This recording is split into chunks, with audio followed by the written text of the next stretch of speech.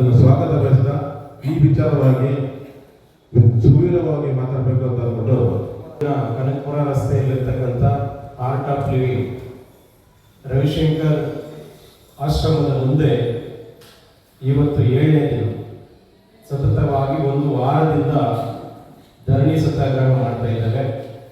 ವಿಚಾರ ಒಂದೇ, ಅಲ್ಲಿ ಪಕ್ಕದಲ್ಲಿರ್ತಕ್ಕಂಥ ಕುಂಬಳಗೋಡು, ಓದಿಪಾಳ್ಯ, ತಲಗಟ್ಪುರ, ಕಗ್ಲಿಪುರ ಹೀಗೆ ಹಲವಾರು ಗ್ರಾಮಗಳಲ್ಲಿರ್ತಕ್ಕಂಥ ಸಾಕಷ್ಟು ಜನರ ಬಡವರದು, ದಲಿತರದು, ನಿರ್ಗತಿಕರದು ಎಲ್ಲ ಜಮೀನನ್ನು ಒತ್ತುವರಿ ಮಾಡಿದ್ದಾರೆ ದೌರ್ಜನ್ಯವಾಗಿ ರವಿಶಂಕರ್ ಗುರೂಜಿಯವರು. ಇದನ್ನ ಸಾಕಷ್ಟು ಈ ಆರ್ಟ್ ಆಫ್ ಲಿವಿಂಗ್ ಒಳಗಡೆ ಸಾಕಷ್ಟು ದಲಿತರ ಭೂಮಿಗಳನ್ನ PTCL ಅಲ್ಲಿ ಆದೇಶ ಆಗಿರ್ತಕ್ಕಂಥ ಜಮೀನುಗಳನ್ನ ಸಮೇತ ಅವರು ಹಾಕೊಂಡಿದ್ದಾರೆ, ಒತ್ತುವರಿ ಮಾಡ್ಕೊಂಡಿದ್ದಾರೆ ದೌರ್ಜನ್ಯವಾಗಿ. ಇದನ್ನ ಖಂಡಿಸಿ ನಾವು ಸುಮಾರು 2 ವರ್ಷಗಳ ಹಿಂದೆನೇ ಸಹ ನಾವು ಅಲ್ಲೋಗಿ ಒಂದು ದೊಡ್ಡ ಮಟ್ಟದ ಧರಣಿ ಮಾಡಿದಾಗ ನಮ್ಮ ಧರಣಿಗೆ ಬೆಲೆ ಕೊಟ್ಟು ಆಗಿನ ಜಿಲ್ಲಾಧಿಕಾರಿಗಳು ಮತ್ತು DDLR ಅವರು ಲಾಸ್ಟ್ ಇಯರ್ ನವೆಂಬರಲ್ಲಿ ಒಳಗಡೆ ಇರ್ತಕ್ಕಂಥ ಆಶ್ರಮದಲ್ಲಿರ್ತಕ್ಕಂಥ ಒಳಗಡೆ ಇರ್ತಕ್ಕಂಥ ಎಲ್ಲ ಭೂಮಿಯನ್ನ ಸರ್ವೆ ಮಾಡಿದ್ದಾರೆ. ಆ ಸರ್ವೆಯಲ್ಲಿ ಎಷ್ಟು ಎಕರೆ ಭೂಮಿ ಒತ್ತುವರಿ ಮಾಡಿದ್ದಾರೆ ದೌರ್ಜನ್ಯವಾಗಿ, ಸರ್ಕಾರಿ ಭೂಮಿ, ಬಡವರ ಭೂಮಿ, ದಲಿತರ ಭೂಮಿ, ಸಾರ್ವಜನಿಕರ ಭೂಮಿ, ಎಷ್ಟು ಭೂಮಿ ಒತ್ತುವರಿ ಮಾಡಿದ್ದಾರೆ ಅಂತ ಹೇಳ್ಬಿಟ್ಟು ಒಂದು ದಾಖಲೆಯನ್ನ ಜಿಲ್ಲಾಧಿಕಾರಿಗಳ ಕಚೇರಿಯಲ್ಲಿ ಇದೆ. ಆದರೆ ನವೆಂಬರಲ್ಲಿ ಮಾಡಿರ್ತಕ್ಕಂಥ ಸರ್ವೆ ಈಗ ನಮಗೆ 2026 ಜುಲೈ ಎಂಡಿಂಗ್ ಬಂದಿದ್ದೀವಿ. ಇದುವರೆಗೂ ಸಹ ಆ ಭೂಮಿಯನ್ನ ಒತ್ತುವರಿಯನ್ನ ಬಿಡಿಸ್ಕೊಳ್ಳುವಂತ ಸಾಹಸ ಜಿಲ್ಲಾಡಳಿತ ಮತ್ತು ಸರ್ಕಾರ ಮಾಡಲಿಲ್ಲ. ಹಾಗಾಗಿ ನಾವು ಸುಮಾರು ಒಂದು 15 ದಿನಗಳಿಂದ ಪ್ರತಿಭಟನೆಗೆ ಕರೆ ಕೊಟ್ಟಿವಿ. ಅದಕ್ಕೂ ಮುಂಚೆ ನವೆಂಬರಿಂದ ಲಾಸ್ಟ್ ಇಯರ್ ನವೆಂಬರಿಂದ ಸ್ಟಿಲ್ ಡೇಟ್ ತನಕ ಜಿಲ್ಲಾಧಿಕಾರಿಗಳ ಹತ್ರ, DDLR ಹತ್ರ, AC ಅವರ ಹತ್ರ, ತಹಸೀಲ್ದಾರ್ ಅವರ ಹತ್ರ, ಸಂಬಂಧಪಟ್ಟ ಸರ್ಕಾರಿ ಮಂತ್ರಿಗಳ ಹತ್ರ ಪ್ರತಿಯೊಬ್ಬರನ್ನು ಸಹ ನಾವು ಮಾತಾಡಿದ್ದೇವೆ. ಈ ತರ ಅನ್ಯಾಯ ಆಗ್ತಾ ಇದೆ ಜನರಿಗೆ, ಏನು ಸ್ವಾಮೀಜಿಯವರು ರವಿಶಂಕರ್ ಗುರೂಜಿಯವರು ಅಕ್ರಮವಾಗಿ ಹಾಕೊಂಡಿದ್ದಾರೆ, ಆ ಅಕ್ರಮ ಭೂಮಿಯನ್ನು ಬಿಡಿಸ್ಕೊಡಿ ಅಂತ ಹೇಳ್ಬಿಟ್ಟು ನಾವು ಎಷ್ಟೇ ಬೇಡ್ಕೊಂಡ್ರು ಸಹ ಯಾರು ತಲೆಗೆ ಹಾಕೊಂಡಿಲ್ಲ. ಹಾಗಾಗಿ ನಾವು ಇದನ್ನ ಒಂದು ಕರಪತ್ರವನ್ನು ಬಿಟ್ಟು ಆ ಕರಪತ್ರದ ಮೇಲೂ ಸಹ ಈಗಾಗಲೇ ನಮಗೆ ಸಮತಾ ಸೈನಿಕರಿಂದ ಈ ಹಿಂದೆ ಅವರು ಪ್ರತಿಭಟನೆ ಮಾಡಬಾರದು ಅಂತ ಹೇಳ್ಬಿಟ್ಟು ಕೋರ್ಟಿಂದ ಒಂದು ಸ್ಟೇ ತಂದಿದ್ರು. ಆದ್ರೆ ಈ ಸಲನೂ ಅದೇ ಆಗುತ್ತೆ ಅಂತ ಹೇಳ್ಬಿಟ್ಟು ನಾವು ನಮ್ಮ ಕೆಂಚಯ್ಯ, ಬೆಳಕಲ್ಲಿ ಗೋಪಾಲ್ ಅವರು ಮತ್ತು ಅರ್ಜುನ್ ಗೋಪಾಲ್ ಅವರು ಇವರೆಲ್ಲ ಸೇರಿ ಹೈಕೋರ್ಟಲ್ಲಿ ಪಿಟಿಷನ್ ಹಾಕಿ, ಸಿವಿಲ್ ಕೋರ್ಟಲ್ಲಿ ಪಿಟಿಷನ್ ಹಾಕಿ ಮತ್ತು ಸಂಬಂಧಪಟ್ಟ ಜಿಲ್ಲಾಧಿಕಾರಿಗಳು ಮತ್ತು ಅಲ್ಲಿನ ಪೊಲೀಸ್ ಇಲಾಖೆಯವರ ಮೂಲಕ ನಾವು ಪರ್ಮಿಷನ್ ತಗೊಂಡು ಅಲ್ಲಿ 17ನೇ ತಾರೀಕಿಂದ ಅನಿರ್ದಿಷ್ಟಾವಧಿ ಧರಣಿಯನ್ನು ಮಾಡ್ತಾ ಇದ್ದೇವೆ. ಈ ವಿಚಾರಕ್ಕೆ ಸಂಬಂಧಪಟ್ಟಂತೆ ನಮ್ಮ ನಿಯೋಗ ಈಗಿನ ಕಂದಾಯ ಮಂತ್ರಿಗಳು ಹಾಗೂ ಉಪಮುಖ್ಯಮಂತ್ರಿಗಳಾದಂತಹ ಡಾಕ್ಟರ್ G. ಪರಮೇಶ್ವರ್ ಅವರ ಗೃಹ ಕಚೇರಿಗೆ ಭೇಟಿ ಕೊಟ್ಟು ನಾವೆಲ್ಲರೂ ಸಹ ಅಲ್ಲಿನ ವಾಸ್ತವಿಕತೆಯನ್ನು ಅವರಿಗೆ ದಾಖಲೆ ಸಮೇತ ಕೊಟ್ಟಿದ್ದೇವೆ. ಅದನ್ನೆಲ್ಲ ಪರಿಶೀಲನೆ ಮಾಡಿ ಆವತ್ತೇ ನಮಗೆ ಅಶ್ಯೂರೆನ್ಸ್ ಕೊಟ್ಟರು, ಇದೆಲ್ಲ ನಮ್ಮ SIT ತನಿಖೆಗೆ ಕೊಡ್ತೀನಿ. ಆದ್ರೆ ನಾವು ಅಲ್ಲಿ ಹೇಳಿದ್ವಿ, ಸರ್ SIT ತನಿಖೆ ಕೊಡಿ, ಇಲ್ಲ ಅಂತ ಹೇಳಲ್ಲ, ಆದ್ರೆ ಈಗಾಗಲೇ ಸರ್ವೆ ಮಾಡಿದ್ದಾರೆ ಅಧಿಕಾರಿಗಳು, ನಿಮ್ಮ ಕಂದಾಯ ಇಲಾಖೆ ಅಧಿಕಾರಿಗಳು ಸರ್ವೆ ಮಾಡಿದ್ದಾರೆ. ಸರ್ವೆ ಮಾಡಿಕೊಂಡಿರ್ತಕ್ಕಂಥ ಭೂಮಿಯನ್ನು ತಗೊಳ್ಳೋದಕ್ಕೆ SIT ಸಂಬಂಧ ಇಲ್ಲ, ಯೋಚನೆ ಮಾಡಿ ಅಂತ ಹೇಳಿದ್ವಿ.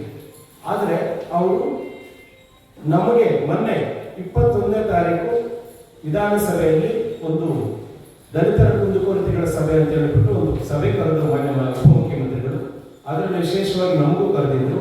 ನಾನು ಮತ್ತು ಗೋವಿಂದಯ್ಯ ಮತ್ತು ನಮ್ಮ ಯುವ ಘಟಕದ ರಾಜ್ಯಾಧ್ಯಕ್ಷರಾದಂಥ ನಾಗೇಶ್ ಅವರು 3 ಜನಕ್ಕೆ ಆಹ್ವಾನ ಬಂದಿದ್ದು. ನಾವು 3 ಜನ ಹೋಗಿದ್ವಿ. ಅಲ್ಲಿ ಹೋಗಿ ಸರ್ಕಾರದ ಗಮನಕ್ಕೆ ನಾವು ಮಾಡ್ತಾ ಇರ್ತಕ್ಕಂಥ 5 ದಿನಗಳಿಂದ ಮಾಡ್ತಾ ಇರ್ತಕ್ಕಂಥ ಧರಣಿ ಬಗ್ಗೆ ಅವರು ವಿವರವಾಗಿ ಹೇಳಿದಾಗ ಅಲ್ಲೇ ಉಪಮುಖ್ಯಮಂತ್ರಿಗಳು SITಗೆ ಆದೇಶ ಮಾಡಿದ್ದೀವಿ ಅಂತ ಹೇಳ್ಬಿಟ್ಟು ನಮಗೆ ಒಂದು ಪತ್ರ ಕೊಟ್ಟರು. ಅದನ್ನು ಕೊಟ್ಟಾಗ ನಾವು ನೋಡಿದ್ವಿ. ಆದರೆ ಅವರು ನಮಗೆ 15ನೇ ತಾರೀಕು ಅಶ್ಯೂರೆನ್ಸ್ ಕೊಟ್ಟು 17ನೇ ತಾರೀಕು ನಾವೇನು ಬೆಳಗ್ಗೆ 10 ಗಂಟೆಗೆ ನಾವು ಕಾರ್ಯಕ್ರಮ ಸ್ಟಾರ್ಟ್ ಮಾಡಿದ್ವಿ, 17ನೇ ತಾರೀಕೆ ಸರ್ಕಾರದಲ್ಲಿ ಮುಖ್ಯಮಂತ್ರಿಗಳ ಜೊತೆ ಸೇರಿ ಇದನ್ನ ಡಿಸಿಷನ್ ತಗೊಂಡಿದ್ದಾರೆ. ಆದರೆ ಅದನ್ನು ನಾವು ಸ್ವಾಗತ ಮಾಡ್ತೇವೆ. ಆದರೆ SIT ತನಿಖೆ ಪಾರದರ್ಶಕವಾಗಿ ಆಗಬೇಕು ಅನ್ನೋದು ನಮ್ಮ ಡಿಮ್ಯಾಂಡ್. ಯಾಕಂತ ಹೇಳಿದ್ರೆ ರವಿಶಂಕರ್ ಗುರೂಜಿ ಅವರು ಸಾಮಾನ್ಯ ವ್ಯಕ್ತಿ ಅಲ್ಲ. ಇಲ್ಲಿನ ಗ್ರಾಮ ಪಂಚಾಯತಿ ಮೆಂಬರ್ ಇಂದ ಹಿಡಿದು ದೇಶದ ಅತ್ಯುನ್ನತ ಸ್ಥಾನದಲ್ಲಿರ್ತಕ್ಕಂಥ ದ್ರೌಪದಿ ಮುರ್ಮು ಅವರು ಏನಿದ್ದಾರೆ ರಾಷ್ಟ್ರಪತಿಯವರು, ಅವರ ತನಕ ಇವರು ಪ್ರಭಾವ ಬೀರುವಂತ ವ್ಯಕ್ತಿ. ಹಾಗಾಗಿ SIT ಅಧಿಕಾರಿಗಳ ಮೇಲೆ ಏನಾದರೂ ಇವರು ಪೊಲಿಟಿಕಲ್ ಪವರ್ ಏನಾದರೂ ಬೀರಿ ನಮಗೆ ಅಲ್ಲಿ ನಡೀತಾ ಇರ್ತಕ್ಕಂಥ ತನಿಖೆ ಪಾರದರ್ಶಕವಾಗಿ ಆಗಲಿಲ್ಲ ಅಂತ ಹೇಳಿದ್ರೆ ನಮ್ಮ ಹೋರಾಟಕ್ಕೆ ತಾತ್ಕಾಲಿಕವಾಗಿ ಜಯ ಸಿಗದೆ ಇರಬಹುದು. ಆದರೆ ಅಲ್ಲಿನ ಸಾರ್ವಜನಿಕರಿಗೆ ಮತ್ತು ದಲಿತರಿಗೆ ಮತ್ತು ಸರ್ಕಾರಕ್ಕೆ ಅಪಾರವಾದಂಥ ಒಂದು ನಷ್ಟ ಆಗುತ್ತೆ. ಸರಿಸುಮಾರು ನಮ್ಮ ಅಂದಾಜು ಪ್ರಕಾರ ಅಲ್ಲಿರ್ತಕ್ಕಂಥ ಬಡವರ ಆಸ್ತಿ, ದಲಿತರ ಆಸ್ತಿ, ಸಾರ್ವಜನಿಕರ ಆಸ್ತಿ ಮತ್ತು ಸರ್ಕಾರಿ ಆಸ್ತಿ ಸರಿಸುಮಾರು ಅಂದಾಜು ಒಂದು 5,000 ಕೋಟಿ ಮೇಲ್ಪಟ್ಟ ಬಿಡಿಸ್ಕೊಡ್ಬೇಕು. ಇಲ್ಲ ಅಂತ ಹೇಳಿದ್ರೆ ಇವರೇನಾದ್ರೂ ನಮಗೆ ಒಂದು 15 ದಿನ ಟೈಮ್ ಕೇಳಿದರೆ ಇವರೇನಾದ್ರೂ 1 ತಿಂಗಳು ಟೈಮ್ ಕೊಡ್ತಾರೆ. ಆ 1 ತಿಂಗಳಲ್ಲೂ ಸಹ ಆ ದಲಿತರ ಭೂಮಿ, PTCL ಭೂಮಿ ಏನಾದರೂ ನಮಗೆ ವಶ ಮಾಡಿಕೊಡ್ಲಿಲ್ಲ ಅಂತ ಹೇಳಿದ್ರೆ, ಬಿಡಿಸ್ಕೊಡ್ಲಿಲ್ಲ ಅಂದ್ರೆ ನಮ್ಮ ಧರಣಿ ಸತ್ಯಾಗ್ರಹ ಮತ್ತೆ ಅದೇ ಜಾಗದಲ್ಲಿ ನಿರಂತರವಾಗಿ ಅನಿರ್ದಿಷ್ಟವಾಗಿ ಮುಂದುವರಿಯುತ್ತೆ ಅಂತ ಹೇಳ್ಬಿಟ್ಟು ಈ ಮೂಲಕ ನಾವು ಸರ್ಕಾರಕ್ಕೆ ಮತ್ತು ಇದನ್ನ ಜಿಲ್ಲಾಡಳಿತಕ್ಕೆ ಎಚ್ಚರಿಕೆಯನ್ನು ಕೊಡೋದಕ್ಕೆ ಮಾಡೋದಕ್ಕೆ ಹೋಗಿದ್ದಾರಲ್ಲ ಸರ್ಕಾರ, ಅದು ಬಹಳ ಇಂಪಾರ್ಟೆಂಟು. ಯಾಕೆಂದ್ರೆ ಅವ್ರ ವಿರುದ್ಧ ಕಳೆದ 15 ವರ್ಷಗಳಿಂದ ನಿರಂತರವಾಗಿ ಕನ್ನಡ ಪರ ಸಂಘಟನೆಗಳು, ದಲಿತ ಪರ ಸಂಘಟನೆಗಳು ಹೋರಾಟ ಮಾಡ್ತಾ ಬಂದಿವೆ. ಸರ್ಕಾರ, ಜಿಲ್ಲಾಡಳಿತ ಯಾವುದೇ ರೀತಿ ಕ್ರಮ ತಗೊಳ್ಳೋ ಧೈರ್ಯ ತೋರಿಸಿರ್ಲಿಲ್ಲ. ಈಗ ಧೈರ್ಯ ತೋರಿಸಿ ಸರ್ಕಾರ SIT ತನಿಖೆ ಮಾಡೋಕ್ಕೆ ಹೋಗಿದೆಯಲ್ಲ, ಅದೇ ಸರ್ಕಾರದ ದೊಡ್ಡ ಸಾಧನೆ. ಸರ್ಕಾರ SIT ತನಿಖೆ ಮಾಡಿ ಅದನ್ನು ಹಳ್ಳ ಹಿಡಿಸುವಂತ ಕೆಲಸ ಆಗಬಾರ್ದು. ಯಾಕೆಂದ್ರೆ ಅಲ್ಲಿ 270 ಎಕರೆ ಅಧಿಕೃತವಾಗಿ ನಿನ್ನೆ ವಿಧಾನಸೌಧದಲ್ಲಿ ಸನ್ಮಾನ್ಯ ಉಪಮುಖ್ಯಮಂತ್ರಿಗಳು ಘೋಷಣೆ ಮಾಡಿದ್ದಾರೆ. ಪರಿಶಿಷ್ಟ ಜಾತಿ, ಪರಿಶಿಷ್ಟ ಪಂಗಡದ 150 ಎಕರೆ ಜಮೀನ ಸ್ವಾಮೀಜಿಗಳು ಅನಧಿಕೃತವಾಗಿ ತನ್ನ ಹಿಂಬಾಲಕರಿಂದ, ತನ್ನ ಖಾಸಗಿ ಗುಂಡಗಳ ಮೂಲಕ, ತನ್ನ ಖಾಸಗಿ ಸಿಬ್ಬಂದಿ ಮೂಲಕ ಯಾವುದೋ ಒಂದು ಅಗ್ರಿಮೆಂಟ್ ರಿಜಿಸ್ಟರ್ ಮಾಡಿಕೊಂಡು 150 ಎಕರೆ ಪರಿಶಿಷ್ಟ ಜಾತಿ ಮತ್ತು ಪರಿಶಿಷ್ಟ ಪಂಗಡದವರಿಗೆ ಸೇರಿದಂತ ಜಮೀನನ್ನ ಅಕ್ರಮವಾಗಿ ಸ್ವಾಮೀಜಿಯವರು ಅಲ್ಲಿ ವಶಪಡಿಸ್ಕೊಂಡಿದ್ದಾರೆ. ಅದಲ್ದಿರ 100 ಎಕರೆ ಉದಿಪಾಳ್ಯದ ಕೆರೆಯನ್ನ 100 ಎಕರೆ ಇದೆ ಸರ್ಕಾರಿ ಕೆರೆ. ಆ ಕೆರೆಯನ್ನ ಸಂಪೂರ್ಣ ಒತ್ತುವರಿ ಮಾಡಿಕೊಂಡು ಅಲ್ಲಿಗೆ ಕಾಂಪೌಂಡ್ ಹಾಕೊಂಡು ಅಲ್ಲಿಗೆ ಸಾರ್ವಜನಿಕರು, ದನ ಕರು ಮೇಕೆಗಳಿಗೆ ನೀರು ಕುಡಿಸೋಕ್ಕೂ ಅವಕಾಶ ಇಲ್ಲವರಂತ ಸಂದರ್ಭ ಒದಗಿದೆ. SIT ತನಿಖೆ, ಯಾಕೆಂದ್ರೆ ನಾನು ಮೊದಲೇ ಹೇಳಿದೆ, ಏನು ಸಾಮಾನ್ಯರಲ್ಲ ರವಿಶಂಕರ್ ಗುರೂಜಿಯವರು. ಈ ದೇಶದಲ್ಲೆಲ್ಲ ವಿಶ್ವದ ಮಟ್ಟದಲ್ಲಿ, ಅಂತಾರಾಷ್ಟ್ರೀಯ ಮಟ್ಟದಲ್ಲಿ ಖ್ಯಾತಿ ಪಡೆದಿರೋ ಸ್ವಾಮೀಜಿ ಅವ್ರನ್ನ SIT ತನಿಖೆ ಮೂಲಕ ಹಳ್ಳಾಡ್ತಕ್ಕಂಥ ಸುಮ್ಮನೆ ಕಷ್ಟ ಅಲ್ಲ.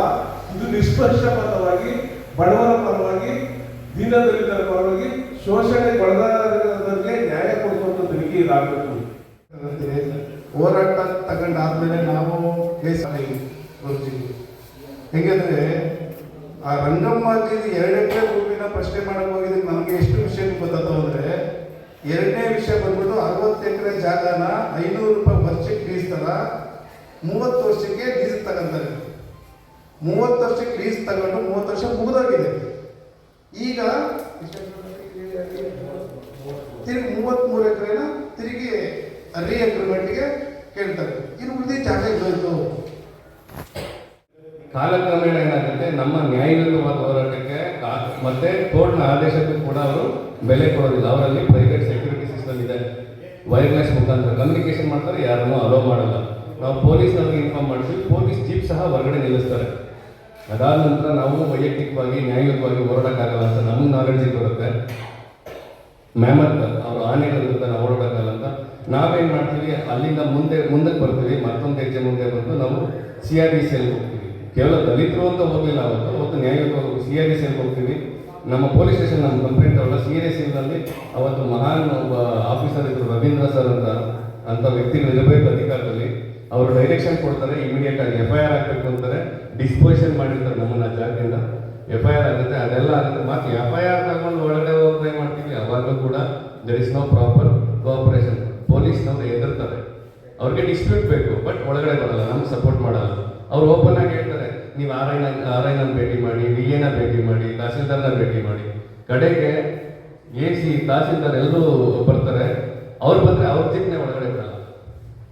ನಾನು ಹೇಳ್ದೇ ಇರೋಂಥ ವಿಚಾರಗಳು ಏನು ಹೇಳ್ಬೇಕಂದ್ರೆ ಸರ್, ನೋಡಿ ತಮಗೆ 21ನೇ ಕಿಲೋಮೀಟರ್ಗೆ ಶುರುವಾಗುತ್ತೆ ನಿಮಗೆ ಲಕ್ಷ್ಮೀಪುರ ಗ್ರಾಮ ಅಂತ, ಅಲ್ಲಿ ಶುರುವಾದರೆ ಉದಿಪಾಳಿವರೆಗೂ 23 ಕಿಲೋಮೀಟರ್, ಒಟ್ಟು 2 ಕಿಲೋಮೀಟರ್ ಸ್ಟ್ರೆಚ್. ನಿಮ್ಗೆ ಅಳತೆ ಹೇಳ್ತೀನಿ, ನಮ್ಮ ಸಹೋದರರೆಲ್ಲ ಹೇಳ್ದಂಗೆ ಅವರು 290 ಎಕರೆನ ಅಕ್ರಮವಾಗಿ ಒತ್ತುವರಿ ಮಾಡಿದ್ದಾರೆ ಅಂತ ಮಾಹಿತಿ ಹೇಳ್ತಿದ್ದಾರೆ. ಇದು ಸರ್ಕಾರ ಕೊಟ್ಟಿರುವಂಥ ರಿಪೋರ್ಟ್. ಆ್ಯಕ್ಚುಲಾಗಿ ಏನಂದರೆ ಒಂದು ಸ್ಟ್ರೆಚ್ 2 ಕಿಲೋಮೀಟರ್, ಅಲ್ಲಿಂದ ಬಸಪ್ಪನಪಾಳ್ಯಕ್ಕೆ 3 ಕಿಲೋಮೀಟರ್ ಆಗುತ್ತೆ. ನಾನು ಹೇಳ್ತೀನಿ north to south 2 kilometre, east to west 3 kilometre. ಇನ್ನೊಂದು ಡೈರೆಕ್ಷನ್ ಇರುತ್ತೆ ಬಸಪ್ಪನಪಾಳ್ಯದಿಂದ ತಾತ್ಕುಣಿವರೆಗೆ, ಅಲ್ಲಿಗೆ 1.25 ಕಿಲೋಮೀಟರ್. ಅಗೇನ್ ತಾತ್ಕುಣಿಯಿಂದ ನೀವು ಕನಕಪುರ ಮೇನ್ ರೋಡ್ ಲಕ್ಷ್ಮೀಪುರಕ್ಕೆ ಬರ್ತೀರಿ. ಇದು ಒಂದು ಡಯಾಗನಲ್ ಆಗಿರುವಂಥ ಒಂದು ಸ್ಟ್ರೆಚ್. ಇದರಲ್ಲಿ 1200 ಎಕರೆನಲ್ಲಿ ಪೊಸಿಷನ್ ಇದ್ದಾರೆ.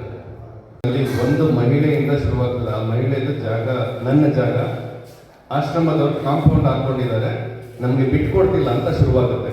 ಎಕ್ಸಾಕ್ಟ್ಲಿ ತಮಗೆ 23ನೇ ಕಿಲೋಮೀಟರ್ ಒಂದು ಕಲ್ಲಿದೆ, ಇಲ್ಲಿಂದ ಮೆರಿಸಿಗಿಂದ 23ನೇ ಕಿಲೋಮೀಟರ್. ಅಲ್ಲಿ ಸರ್ಕಾರಿ ರಸ್ತೆ ಇರುತ್ತೆ.